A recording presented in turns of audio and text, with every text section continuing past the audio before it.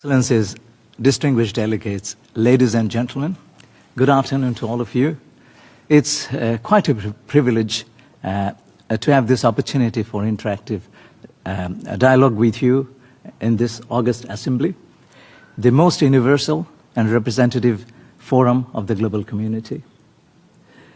I want to be precise and I want to conform to your time limits, therefore allow me to read from my prepared speech.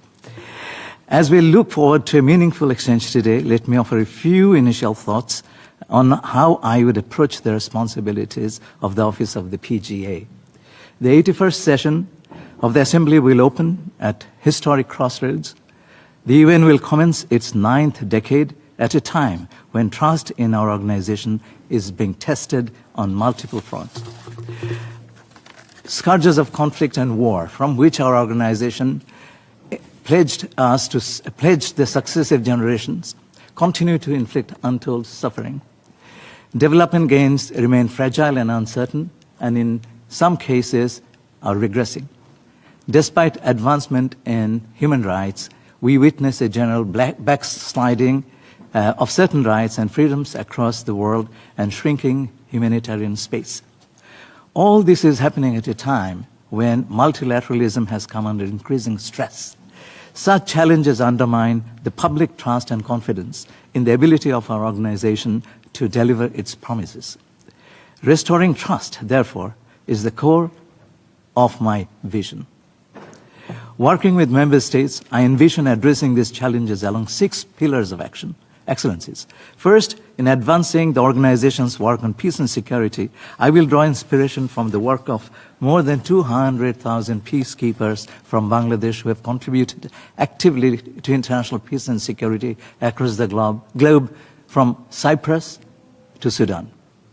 Building on my country's experience, I would uphold Assembly's moral and political authority and champion a holistic approach to peacekeeping and peace building that prioritizes prevention and political solution, strengthens peace building and protects civilians. I will support dialogue to make UN peacekeeping more fit for purpose and advocate for greater representation of women in peacekeeping. Excellencies, secondly, the 2030 Agenda is a major milestone in the work of the UN, but the gap between promise and delivery remains too wide. Ongoing energy insecurity has added a new layer of vulnerability for many countries. Experts have opined that the scope of the current energy crisis could be larger than the combined size of the double energy crisis of the 1970s. As a young diplomat, I closely followed General Assembly's deliberations on the consequences of the 1970s crisis for the countries of the Global South. For them, 1980s became a lost decade of development. I intend to work closely with all of you, all member states, on how we can prevent another lost decade of development and especially protect the vulnerable people in all countries, developing or otherwise. On the implementation of Agenda 2030, with the SDG Summit 2027 in mind, I will work with you all to accelerate implementation of SDGs that are lagging or regressing. Building on the outcome of FFD4 and the Compromiso de Sevilla, I will encourage member states to address SDG financing gaps, fulfill commitments on debt sustainability, and pursue reforms of international financial architecture. I'll be particularly mindful of achieving gender equality and full and meaningful participation of youth, women, and girls in all walks of life.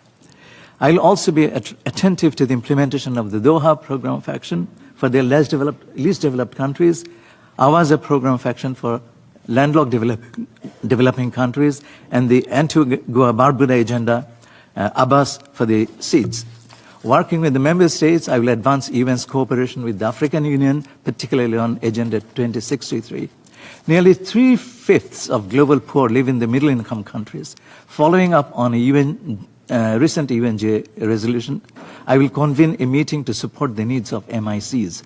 Excellencies, third, on climate action, I will work with the member states on delivering on existing commitments, support operationalization of loss and damage fund, and protect biodiversity, oceans, and land. Against the backdrop of the ocean decade, I will promote initiatives to advance science-based ocean action and effective partnerships for the conservation of marine ecosystems. Fourth, I will uphold UNGA's work on human rights. I will work towards promoting synergy within and beyond even human rights mechanisms through multi-stakeholders partnerships. I will lend full support of the Office of the PGA to the high-level meetings to mark the 25th anniversary of the Durban Declaration and Program of Action and the 40th anniversary of the Declaration on the Right to Development. I will underscore the importance of protecting humanitarian space and remain attentive to refugees, migrants, and displaced communities whose vulnerabilities often miss the headlines. Bangladesh knows this in human terms, as we have been sheltering for years about 1.2 million forcibly displaced Rohingya nationals of Myanmar. I know it personally when I served recently as my government's High Representative on the Rohingya issue.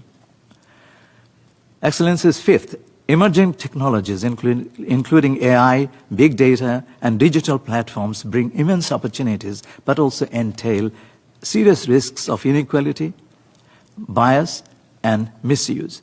The question is not whether we will use this technology. We will. But how we will govern them wisely and fairly and make them available equitably. Building upon the important work of our current PGA, and I thank you, Madam, for this, I will champion inclusive implementation of the Global Digital Compact. I will work with the UN Youth Office to address youth unemployment with the advent of AI and other emerging technologies. Excellencies, finally, we must collectively demonstrate that the UN can adapt, reform, and better deliver in order to restore trust in our organization. The 80th anniversary of the UN, marked by the UN 80 initiative, the Pact for the Future, the Global Digital Compact, and the Declaration on Future Generations, has already charted an ambitious course for renewal of our organization. I will build upon these efforts and work with the member states toward making the UNGA an engine of member-driven and member-owned reform. I will organize inclusive consultations to advance the ideas of shifting paradigms united to deliver and remain invested in enhancing UNGA's coordination and synergy with the Security Council, ECOSOC, and Peace-Building Commission. Excellencies, I come to this debate from Bangladesh, a country belonging to the Asia-Pacific region with its long-standing commitment and contribution to the United Nations. At the same time, I myself have grown from within this system. For more than 3 decades, I served at the United Nations as a representative of my country and as a senior official of the United Nations. I actively participated in 16 sessions of the General Assembly.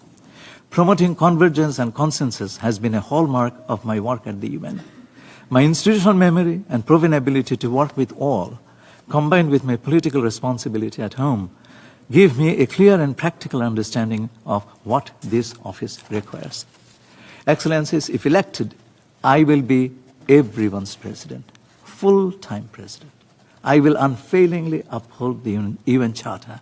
I will engage all member states and pay attention especially to small delegations. I will conduct the presidency in full accordance with the Code of Conduct of the President. I will not let my personal views interfere with my work as PGA, and I will seek common ground without ignoring differences. Excellencies, I'm able, willing, and ready to serve as your president from day one. I ask for your trust and support, and I thank you for listening. Thank you.